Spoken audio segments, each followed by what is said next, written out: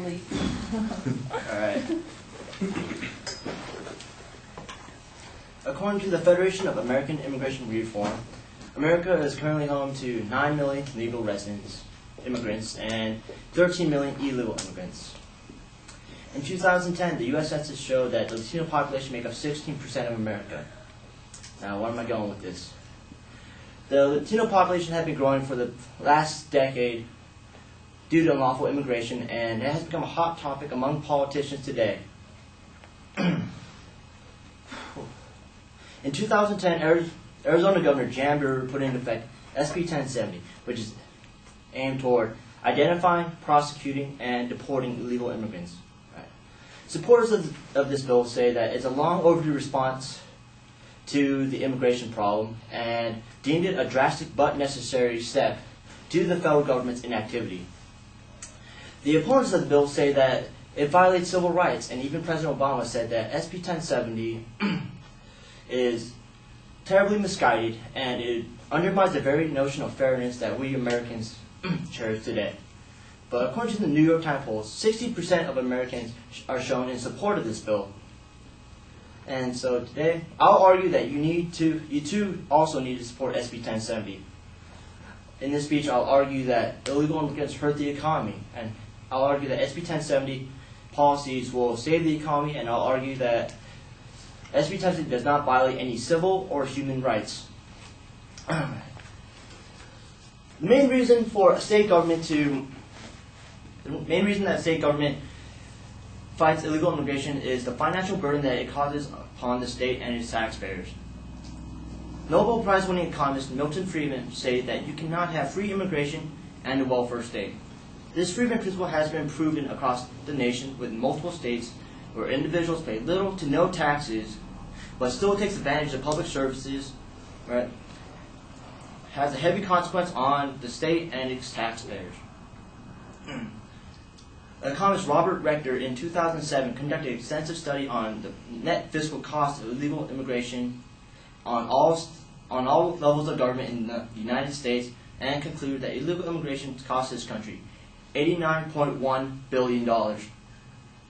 Now this ranges from law enforcement to medical care, and the lion's share of this debt is paid by the state government.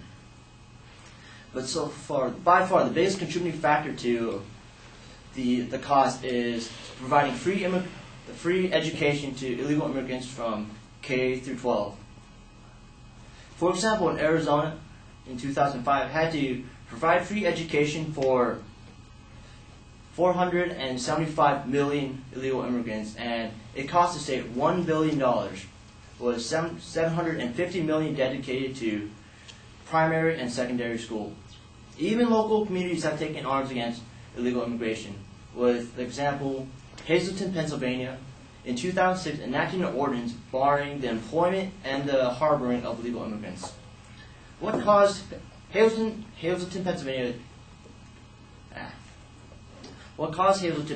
to enact this ordinance is, in the year 2000, the population was only 22,000 people, which dramatically rose to 30 to 33,000 in 2006.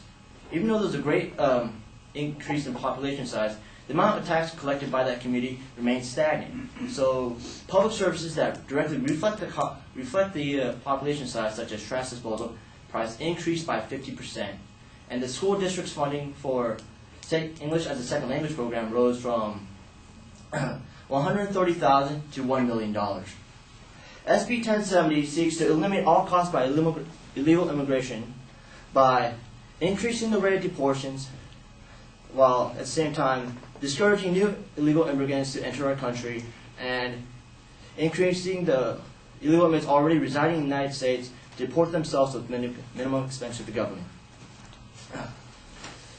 According to, once again, FAIR, in 2010, California has spent $21 billion on programs related to illegal immigration.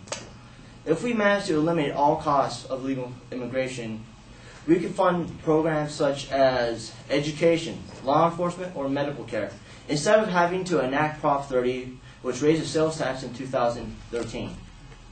SB 1070 aims to do this by mandating all law enforcement officials to reasonably attempt to identify an individual's immigration status during a lawful stop, detention, or arrest if a reasonable amount of suspicion exists if that individual is an alien and is in the country illegally, which is a federal crime. Not only SB 1070 will go after immigrants who work without a federal work permit, it will also go after American citizens who hire illegal immigrants. As specifically stated in the bill, it will be illegal to drive to a public area and pick up a passenger with the full intention of hiring that passenger for labor. Okay. And SB 1070 also enforces the federal law that criminalizes human trafficking. Federal law, it is against federal law to transport, attempt to transport, conceal, harbor, or persuade aliens to reside in this country for profit. Now, the opponents of SB 1070 has two general concerns of SB 1070. First, civil rights. The National Association of Latino Elected and Appointed Officials, or the LAO, claims that SB 1070 is a tragically flawed law and will violate the civil rights of all Arizonans and all those who visit Arizona. Legal analysts have deemed that that claim is both legally and factually incorrect. Legally, because they never specified which civil right violation is being violated, and factually, because the closest legal rights movement that violates could be the legal right movement of 1964, which criminalizes the desegregation and unequal treatment based on race or sex. It clearly states in the bill that any agencies may not take into race or national origin into account unless the race or national origin into account except to the extent permitted by the U.S. Constitution or the Arizona's Constitution. The second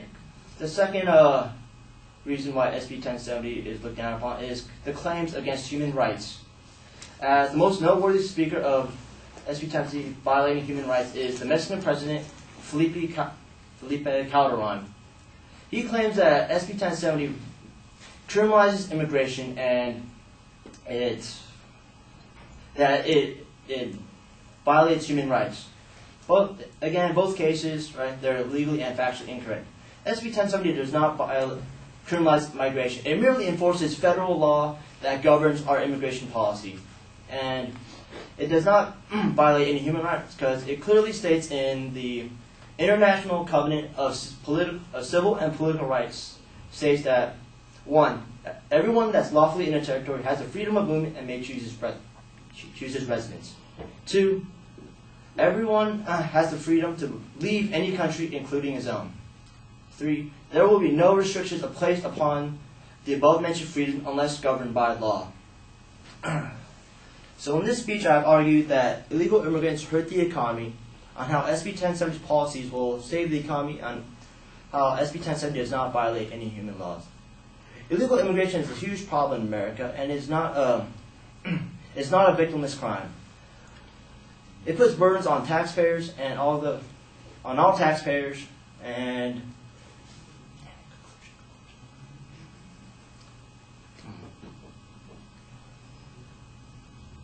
well, screw it. I'm done.